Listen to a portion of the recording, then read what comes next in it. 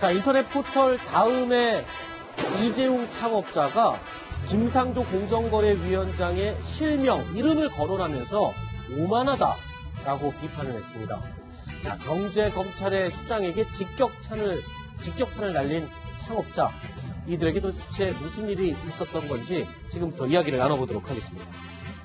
자, 발단은 바로 김상조 공정거래위원장의 발언이었는데 어떤 발언이었습니까? 소개를 해주시죠. 일단 지금 화면에 나오는 것처럼 이제 한 일간지와 인터뷰 과정에서 그런 얘기를 했었습니다. 김상조 공정위원장이 이해진 창업자가 한번 공정위를 찾아서 만남을 잠깐 가졌었거든요. 네. 그때 인상에 관해서 얘기를 한 게 비교를 한 거죠. 이제 IT 쪽에 선구자 쪽으로 이제 애플의 스티브 잡스가 얘기되니까 잡스는 미워해도 존경받는 대상이었는데 지금 이해진 창업자 같은 경우에는 수많은 미론 대상이 될 수밖에 없다. 그러니까 네이버를 공정거래위원회에서 이른바 공시대상 기업 집단, 사실 대기업과 마찬가지로 취급하겠다라는 결정을 하지 않았습니까? 네. 그 배경에는 김상조 위원장 같은 경우에는 네이버가 현재 IT 쪽에서의 우리나라 포털로서의 대기업이나 마찬가지의 어떤 위력을 가지고 있고 네. 중소기업과 대기업 관계에서처럼 네이버는 아직 그런 현재 기존의 어떤 안 좋은 선례는 모르겠으나 다른 어떤 IT 쪽의 중소기업들과 공생할 수 있는 모델 같은 건 제시를 못했다라고 보신 것 같습니다. 네. 그래서 저런 얘기를 한 거죠. 그러니까 IT 업계의 재벌이다, 네. 대기업이다, 이렇게 지금 정의를 내린 것 같은데 그와 동시에 이 네이버 의장을 총수로 지정하겠다라고 했는데 이 총수로 지정한다는 의미를 좀 설명해 주시죠. 총수 지정되면 그렇게 나쁜 겁니까? 일단 규제가 많아지니까요. 네, 대기업 집단 5조 원, 매출 5조 원 이상해서 최근에 이제 네이버라든지 넥슨이라든지 게임 업체들이 지정이 됐죠. 네. 이렇게 되면은 일단 그 어떤 일감 몰아주기 같은 거 이런 부분에 대한 굉장히 철저한 규제를 받게 되고 각종 이제 재무 현황이라든지 이런 것들에 대한 공시 의무를 지게 됩니다. 그렇기 때문에 네이버 같은 경우는 네이버나 라인 또 휴맥스 계열 해갖고 한 71개사 정도가 앞으로 이제 모든 현안에 대해서 이제 공시를 해야 되는 의무를 갖거든요. 전반적으로 본다면 규제가 좀 과거보다 훨씬 강해진다라고 이제 할 수 있는 거고 최근에 네이버 주가가 한 20% 떨어졌습니다. 그래서 네.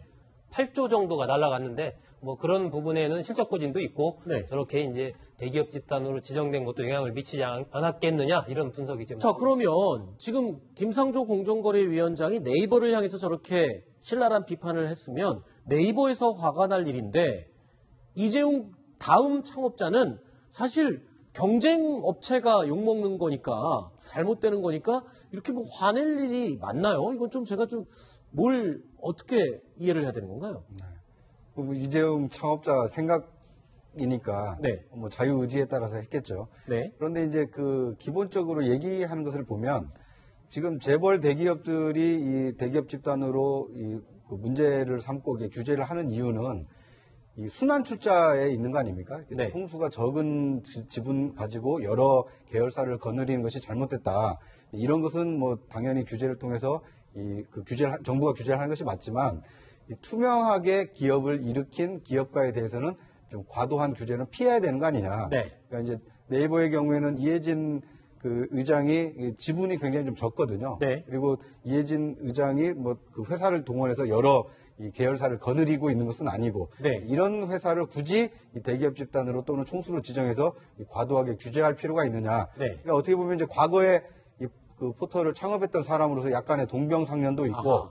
또는 이제 친구에 대한 어떤 의리도 좀 있어 보이고 네. 그래서 이제 정부가 너무 규제 일반대로 나가는 것은 옳지 않다 이런 지적인 것 같습니다. 네. 그러니까 이 동종업계의 입장을 대변해서 아마 대신 화를 내준 것 같은데 과거 이 경력을 살펴보면 또 이렇게 굉장히 친하고 가까운 사이였군요. 그렇죠. 친구 사이죠. 네. 이미 그 대학교 들어가면서부터 친구를 지냈으니까 같은 86학번입니다. 네. 이해진 의장 같은 경우는 서울대 컴퓨터공학과를 나왔고 이재용 창업자는 이제 연세대 컴퓨터공학과를 나왔는데 원래 그 청담동 아파트에 위층 아래층에 살았어요. 이렇게. 그래가지고 엄마들끼리도 잘 알고 지내는 그런 사이였기 때문에 두 사람 다 대학 시절부터 전공도 비슷하고 관심도 비슷하고 그러다 보니까 친하게 지냈고 그래서 한 사람은 네이버를 만들었고 한 사람은 다음을 만들면서 우리나라 이제 인터넷 기업의 1세대 선두주자가 됐죠. 친구이면서 경쟁하는 그런 네. 관계라고 볼 수 있습니다. 그렇군요. 선의의 라이벌 관계였군요. 그런데 이 논란이 커지니까 두 사람, 김상조 공정거래위원장, 이재용 창업자 둘이 얼른 사과하고 사건을 지금 무마하는 것 같습니다.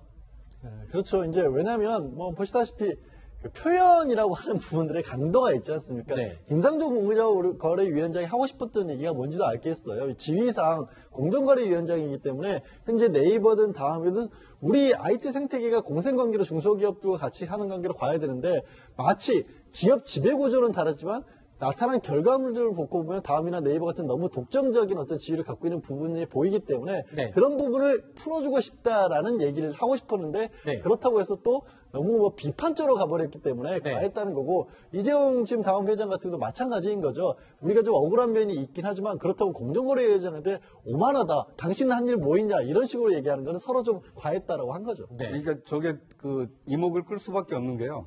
공정거래위원장이면 우리나라의 이제 국무위원이고 장관급 아닙니까? 네. 그걸 이제 어떻게 보면 이제 공무원들이 볼 때 일반 이 사기업을 운영하시는 분들은 이제 뭐 이렇게 낮게 칭하기도 하는데 네. 이런 사람이 이제 장관을 향해서 오만하다 네. 이렇게 얘기해서 이제 이게 화제가 됐는데 네. 저는 그 이재용 창업자에 대해서 앞으로도 정부가 이렇게 불이익을 주지 않았으면 하는 바람입니다. 네, 그러니까 지금 쉽게 얘기하면 경제 검찰의 수장이라고 할 수 있는 김상조 공정거래위원장에게 그러니까 제일 신경 쓰고 좀 해야 될 상대에게 직격탄을 날린 거잖아요. 그러니까 그 패기에 사람들이 놀랍고 그래서 더 회자가 됐던 그 에피소드였습니다. 그러니까 이제 표현 자체가 이제 상당히 좀 자극적이었고요. 그걸 바로 이제 부적절하다라고 좀 고쳤고요. 네. 또 김상조 위원장도 쿨하게 받아들이지 않았습니까? 네. 그 지적에 대해서 무겁게 생각하겠다, 변명의 여지가 없다라고 했는데 어떻게 보면 이런 그 설전이 네. 오히려 좀 좋은 이 전화 위복의 계기가 됐으면 하는 바람입니다. 알겠습니다. 단순한 해프닝으로 끝나기를 바라보겠습니다.